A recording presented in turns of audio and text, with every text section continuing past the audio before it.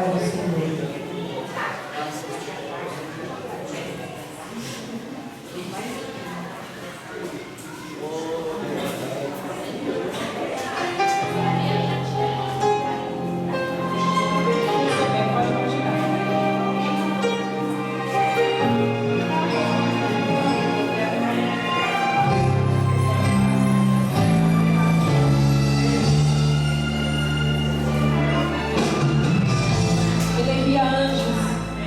Seu favor nesta noite. É só acreditar, é só crer.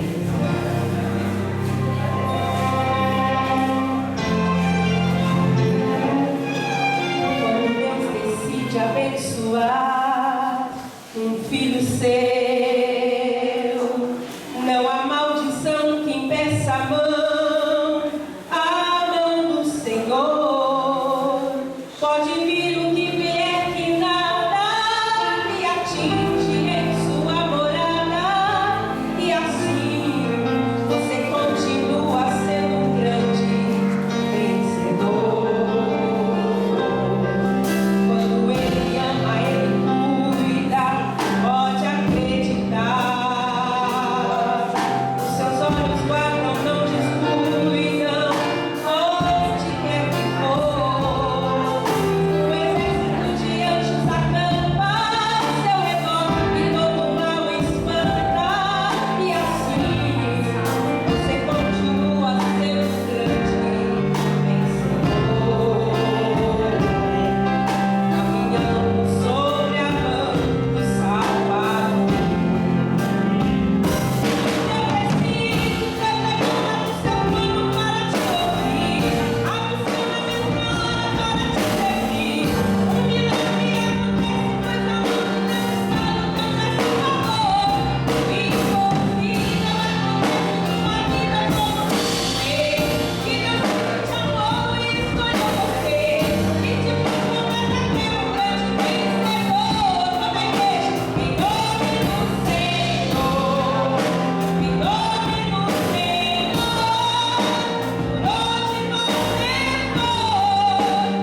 é um vencedor.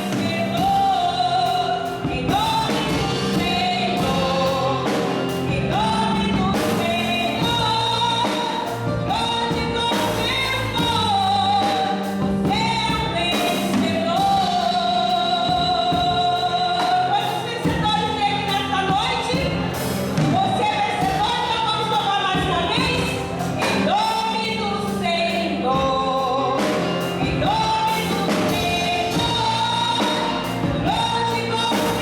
nome do Senhor,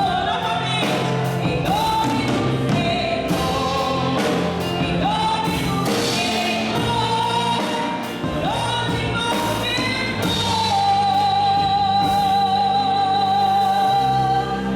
Diga com convicção: você é um vencedor.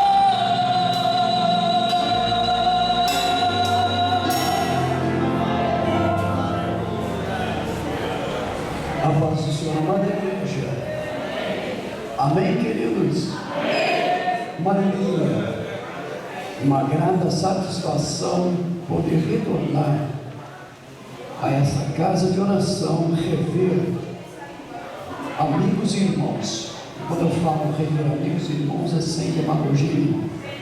Me sinto muito à vontade, já estava saudoso dos vossos, e o Senhor Deus aqui proporciona esses felizes reencontros na sua presença para continuarmos tributando louvores ao seu santo e eterno nome. Glórias ao nome do Senhor. Queridos, eu gostaria de trazer uma pequena informação antes de eu transmitir o que Deus recebi para vós nessa noite. Temos ciência de missionário de missões, e missões tem algo a ver com minha vida, com a vida da minha esposa, está entrelaçada com a nossa história. Eu não sei se eu já tive a oportunidade de falar, mas se não, eu e irmã Roseli, oficialmente somos o primeiro casal de missionários da cidade de Pindamonhangaba a ser enviado para o campo missionário. Vocês podemos ouvir? Oficialmente nós somos o primeiro casal. Quando começou a falar de missões em Pindamonhangaba, foi na Bíblia, terrível, para se servir, os dias de culto, para cultuar, a Secretaria de Missões foi instalada, mas Deus fez em graça, e missões foi ganhando espaço. Nessa época eu trabalhava na Passos Vilares, e Deus foi incomodando, e acabou que nós cedemos ao apelo missionário e fomos para a obra missionária. Novo de fé ainda. Uns 3 anos de fé, mais ou menos, uns 3 anos de fé, nós já estávamos no campo missionário. E eu digo sempre que a gente foi fazendo isso, não fazendo isso, porque nós passamos no primeiro período, 2 anos de campo, sem retornar ao Brasil. 2 anos mesmo, o Marcozinho, trabalhando dentro da Guiana Francesa. Aí me veio em memória hoje aquelas palavras do apóstolo Paulo, quando ele diz assim: mais esforçai as vossas mãos, não desfaleça os vossos corações, o vosso coração, porque a vossa obra tem uma recompensa. O seu trabalho no Senhor não é vão. Tudo quanto nós fazemos em prol do Reino, tudo quanto nós fazemos para o Senhor, certamente o Senhor nos recompensa. Certamente nós colhemos frutos desse nosso trabalho. No Salmo de número 126, nos seus 2 versos, que é muito conhecido da igreja, os versos de número 8 e 9, 5 e 6, diz assim: aqueles que semeiam com lágrimas, com cantos de alegria colherão. Aquele que sai chorando enquanto lança a semente, voltará com cantos de alegria, trazendo consigo os seus feixes ou os seus molos. Aqueles que semeiam com lágrimas. Eu sei que em todo tempo a gente chora. Isso é uma grande verdade. A gente chora quando está feliz, a gente chora quando está triste, a gente chora quando recebe uma bênção, e a gente chora também no meio da prova. Agora, você quer ter um lugarzinho para a gente derramar lágrimas no campo missionário. Não posso ver. O campo missionário faz a gente chorar, porque é complicado. Porque de repente você sente abandono, você está lá sozinho no meio do mato, você não tem comunicação com familiares, você lembra da igreja, você lembra dos amigos, a distância que separa, as privações que você passa, mas aquele que é convicto do seu chamado, daquilo que Deus lhe imbuiu para realizar, ele prossegue semeando, e a semente que nós lançamos, ela vai produzir.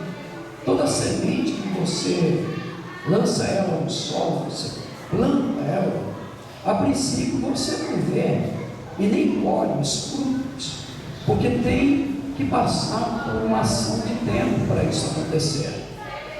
Mas uma boa semente lançada numa terra fértil, com certeza, posteriormente nós colheremos os frutos do nosso trabalho. E o Senhor é justo por assim fazer. Nós permanecemos ali dentro da Guiana por um período de quase 5 anos. Não tínhamos filhos.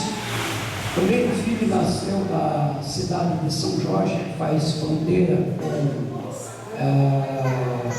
a última cidade do estado, o Amapá, que é Oiapoque, que é o extremo norte. E a primeira cidade era São Jorge, que estava dentro da Guiana Francesa, sendo que o rio separava. Ali nós fizemos um trabalho durante um ano e pouquinho com uma parte dos índios Parikuba, e ali nasceu o meu primeiro filho, o Abner. Posteriormente, nós adentramos um pouco mais para dentro da Guiana, para uma cidade chamada Kourou, onde hoje encontra-se a base espacial de lançamento de foguete da França. E lá nós continuamos exercendo o trabalho, trabalhamos com brasileiros, e dentre brasileiros nós tivemos contato com os franceses, com os crioulos, e o Senhor fez uma obra linda. O Senhor salvou, e uma das vidas que o Senhor salvou foi um francês chamado Marcelo Coppi. Esse Marcelo Coppi, ele conheceu uma pessoa que estava afastada dos caminhos do Senhor, por nome de Sara, e contraíram um matrimônio. E posteriormente a Sara voltou para os caminhos do Senhor, e ele então passou a frequentar os nossos cultos. Mas ele era dependente filho, usava muita droga, e cresceu dentro de um ensinamento de que Deus não existe. Aí ele dizia para mim: pastor, Deus para mim é a natureza, Deus para mim é a minha consciência, certo e errado, aquilo que eu faço. Mas o Espírito de Deus começou a trabalhar, e nós fomos trabalhando com ele. Precisamos de jogar drogas dele dentro do vaso sanitário, descarga. E quando foi uma bela noite de domingo, nós estávamos ministrando a palavra, e ele ria, porque dava aquele momento de comoção, os irmãos abraçavam, passavam assim, e ele ria, porque ele achava que tudo era tão absurdo. Mas num dado momento ele abaixou a cabeça, e de repente ele levanta-se, ele dá um salto, e ele veio para frente com as mãos levantadas, vermelho, gritando: glória a Deus, glória a Deus, glória a Deus. Aí a igreja foi inflamada pelo poder do Espírito Santo, porque um francês dando um berro de glória a Deus dentro da igreja não é fácil. Resultado: naquela noite ele entregou a vida para Cristo. Aí ele falou assim: pastor, hoje eu sei que Deus existe. Hoje eu sei que Deus existe, não é porque o senhor fala que Deus existe, o senhor falou que Deus existia. Hoje eu sei que Deus existe, não é porque Sarrá, dizia ele, porque Sarrá fala para mim que Deus existe. Hoje eu sei que Deus existe porque Ele me tocou quando eu estava sentado. Aleluia! Quando vocês estavam abraçando, eu falei: Deus, se Tu existe mesmo, e se essa alegria que eles dizem que estão sentindo é verdadeira, então eu quero sentir também. Toca em mim. E na mesma hora, pastor, eu senti uma coisa que foi envolver um calor, ele falava com a língua pesada, né? E aquela presença gloriosa e a vontade da glória a Deus. Aleluia, glória ao nome do Senhor. Meus amados, há algum tempo atrás, nós fomos para a França, e até tudo estava preparado para fixarmos residência, porém as coisas tomaram outro rumo, e nós achamos por melhor retornar e aguardar um pouco. Mas este Marcelo Coppi, que lá atrás, depois de quase 15 anos, mais ou menos isso, foi 20 anos atrás, teve um encontro com o Senhor, uma congregaçãozinha pequena na cidade de Kourou. Hoje Ele é pastor de um rebanho na cidade de Toulouse, na França.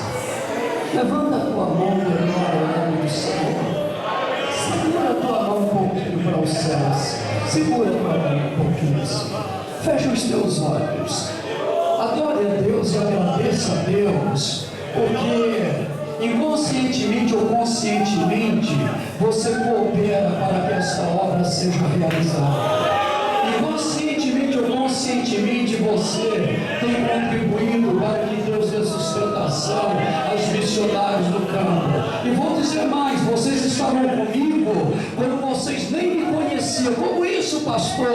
Sabe como? Quando vocês dobravam os joelhos, e quando dobram os joelhos dizem: Senhor, abençoa os missionários do campo, dá sustentação para eles, anima eles, fortalece eles, e no meio das duras provas o Senhor nos abençoava e nos sustentava. Bendito seja o nome do Senhor. Continua investindo em missão, porque certamente o Senhor teu Deus nunca deixará de vos recompensar, e não tem coisa melhor do que trabalhar e investir no reino. Amém, queridos? Glórias a Deus. Meus amados, nós poderíamos continuar, mas eu tenho uma obrigação hoje aqui. Eu tenho um dever de transmitir uma palavra que o Senhor estabeleceu no meu coração, e certamente essa é uma palavra abençoadora, é uma palavra que vai de encontro a algumas necessidades aqui nesta noite. Eu gostaria de vos convidar para abrir as nossas Bíblias no Evangelho segundo escreveu São Lucas. Se os irmãos quiserem se posicionar em pé, tem toda a liberdade, viu, para fazê-lo. Evangelho de Lucas, capítulo de número 24, a partir do versículo de número 13.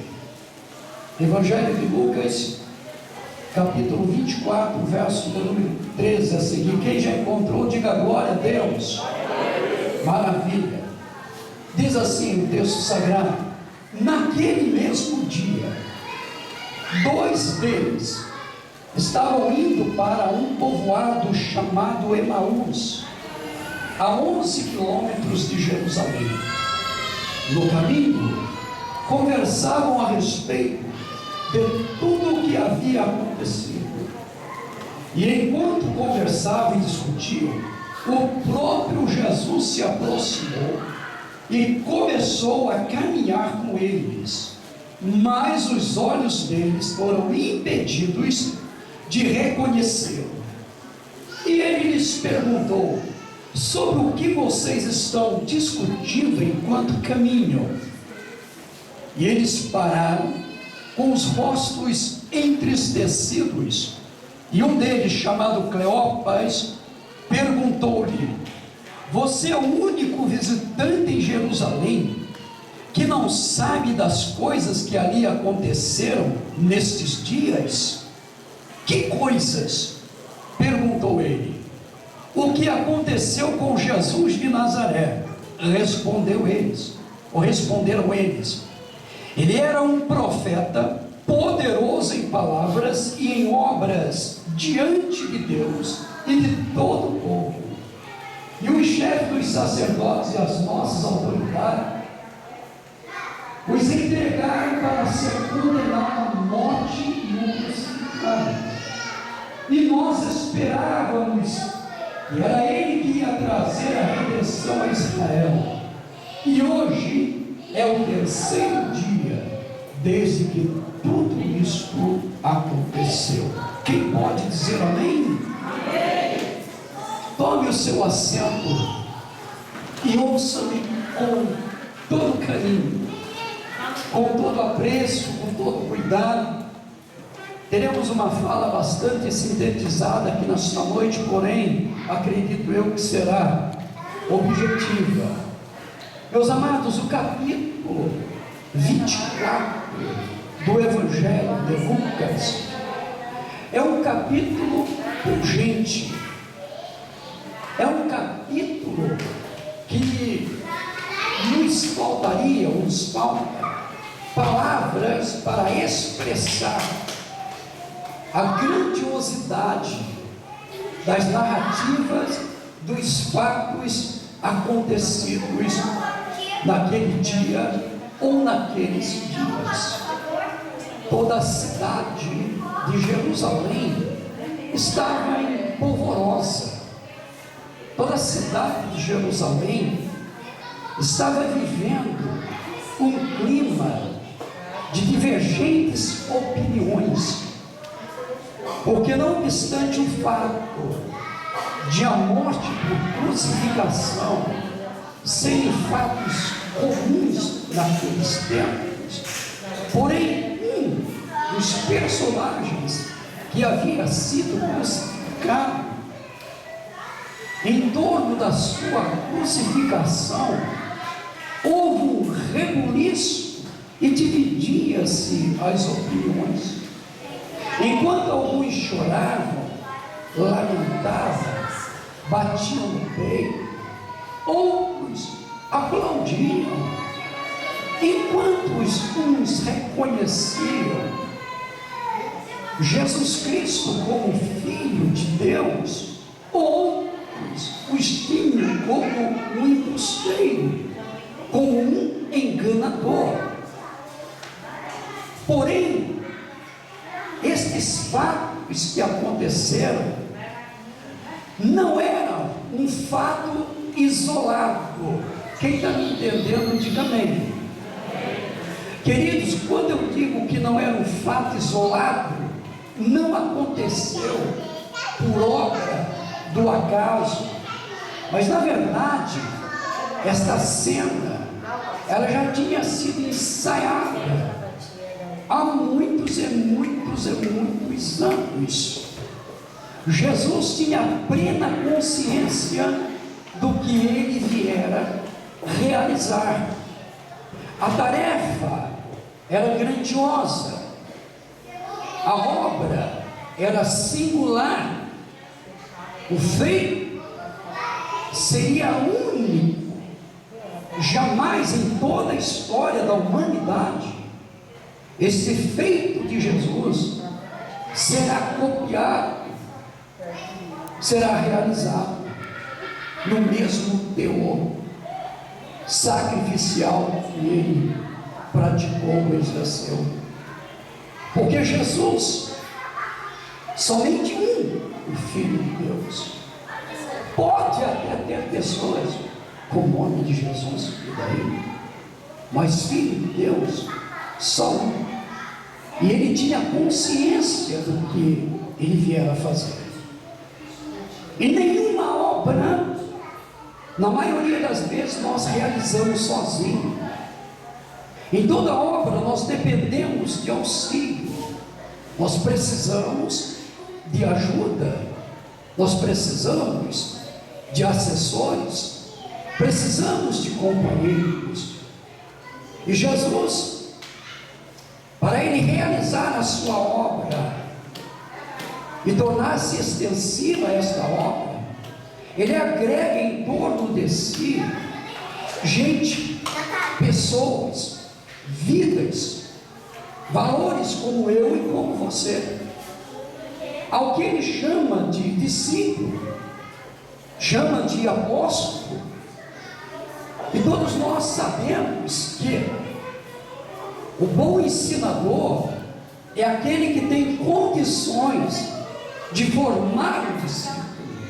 O bom mestre, ele forma discípulo, porque o discípulo, ele dá sequência à obra que o seu mestre está lhe ensinando. E o tempo todo Jesus foi muito cuidadoso, foi muito criterioso em expressar, em deixar bem claro para o que e para o que ele viera a este mundo. E muitas das particularidades que ele tinha com os seus discípulos, ele chamava à parte e explicava muitas parábolas A parte ele explicava, dava a entender o significado do seu trabalho, da sua obra. E numa dessas ele dizia: porque o Filho do Homem será entregue nas mãos dos homens. É necessário que isso aconteça. É mistério, convém, tem que acontecer isso.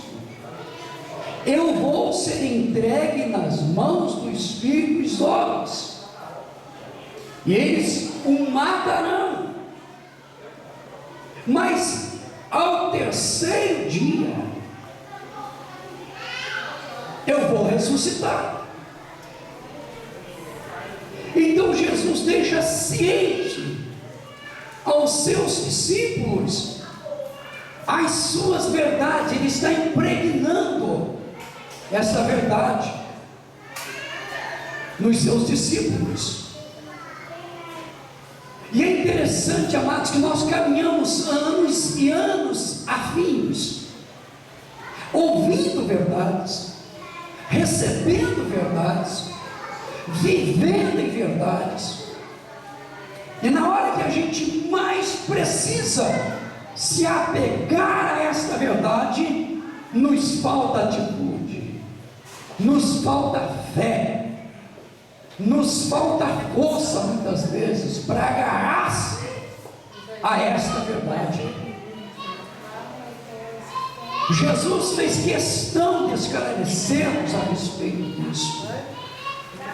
Aí nós chegamos no dia em que o ato acontece. No capítulo 24, meus amados, tem a narrativa da ida das mulheres até o sepulcro. E quando chegam lá no sepulcro, constatam que o túmulo está vazio, que não tem ninguém. Mas se você olhasse o semblante daquelas pessoas, era um semblante triste, abatido, desesperançosos. Somando-se a isso,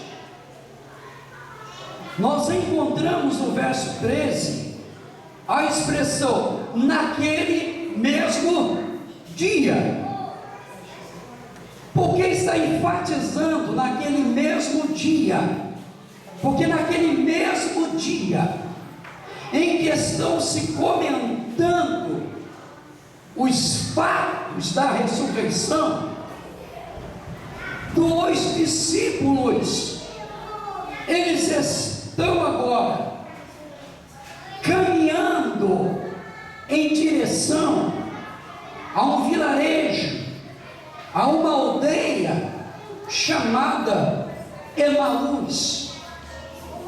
Esses dois estão caminhando em direção a Emaús, uma cidadezinha pequena, com volta de uns 400 habitantes, moradores naquele lugar, a uns 11 quilômetros mais ou menos de Pinda a Taubaté, seria a distância correta, aproximadamente. E alguém diz que Emaús tem duas definições para esse nome: banhos quentes ou lugar de conselho. Enquanto que em Jerusalém está se comentando a respeito do túmulo vazio, de uma ressurreição, dois discípulos estão retornando a caminho de Emaús, e eles vão conversando entre si, pesarosos, tristes, chateados, desolados. Por quê? Porque toda a esperança que eles haviam nutrido tudo aquilo em que eles haviam crido, de repente desmoronou. Tudo aquilo em que eles tinham se apegado, de repente se esfacela. Ali, na concepção deles, morre o sonho, trava a alegria, acaba-se a esperança, porque nas próprias palavras deles, quando interpelado pelo Senhor, eles falam: tu és forasteiro aqui, ou és o único estrangeiro que não sabe dos fatos, dos últimos acontecimentos. E Jesus propositalmente diz: que coisas? E eles começam a falar acerca de Jesus, o Nazareno, varão poderoso, palavras e obras e feitos. E nós acreditávamos que ele haveria de redimir Israel. Mas agora já é o terceiro dia, e ele foi morto. Aparece a palavra morte. Queridos, a gente vai caminhando e suportando as coisas até que entra ou chega a morte. Quando a palavra morte ela chega na história da nossa vida, vocês até já ouviram isso, é corriqueiro, é dizer: ah, agora não tem mais jeito, morreu, acabou. E para eles havia acabado toda a esperança. E eles vão cabisbaixo comentando o fato. Aí de repente o Senhor encosta do lado deles. E pense comigo que os dois vão caminhando e lamentando os fatos entre si, e nem se dão conta que há uma terceira pessoa caminhando com eles. E diz o texto que eles foram impedidos de reconhecer o seu mestre querido, mas ele estava do lado. E por que não foi reconhecido? A circunstância em que acercava a vida deles lhes impedia o reconhecimento dessa pessoa do lado.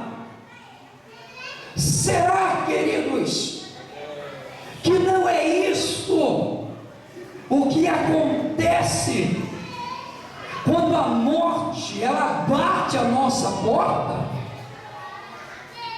E eu não digo tão somente morte física, mas quando fatos terríveis matam os sentimentos, matam as nossas perspectivas, matam as nossas prioridades, e a gente se fecha. Porque você olha lá atrás e você rebusca no seu arquivo mental que você sonhou tanto, que você trabalhou tanto, que você investiu tanto, que você acreditou tanto, e não existe coisa pior do que acreditar numa verdade e de repente essa verdade ser arrancada. Não existe coisa pior do que você abraçar uma causa e essa causa ser interrompida abruptamente.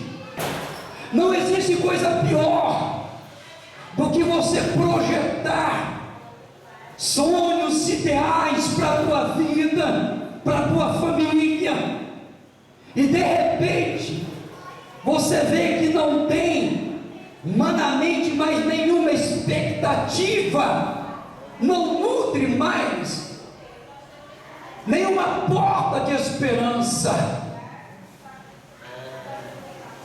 E aí a gente vem para a igreja, traz a Bíblia, canta louvores, mas alguma coisa está morta, e alguma coisa morreu sem que ninguém perceba, sem que ninguém veja, porque a gente tem facilidade às vezes em mascarar o sentimento e esconder a reação. Abraçamos alguém, cumprimentamos, até almoçamos na casa dele, mas aqui dentro alguma coisa está morta, a gente não ousa mais sonhar. Por quê? Porque alguma coisa foi arrancada da nossa vida, porque alguma coisa foi tirada, e a gente tem um bloqueio enorme na frente. Mas levanta a tua mão para o céu, por gentileza, que eu vou dar uma palavra de Deus para a tua vida. O Deus que te conheceu no deserto da tua solidão, o Deus que te achou quando você mais precisava dele, e que fez promessas para a tua vida, e que você acreditou nele de todo o teu coração, me manda lhe dizer que não importa as circunstâncias que te envolvem hoje, ele é poderoso para fazer ressuscitar os sonhos que você já desistiu de acreditar nele. Quem pode glorificar o nome do Senhor Jesus Cristo? Aleluia! Há uma diferença, queridos, há uma diferença entre caminhar entre a multidão com coisas mortas dentro da alma e do espírito.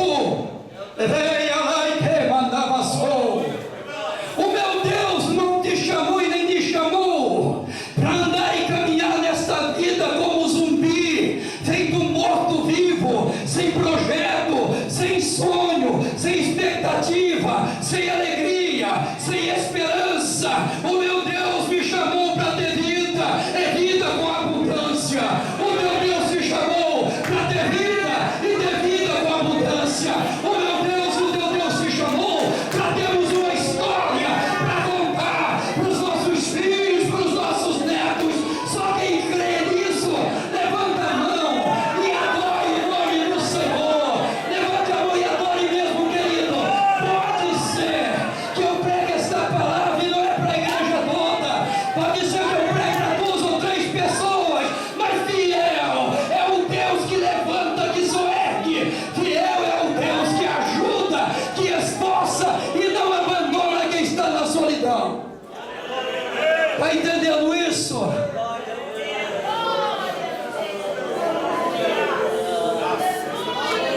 Aleluia! Aleluia! Aleluia! Ele está aqui, vai glorificando ele.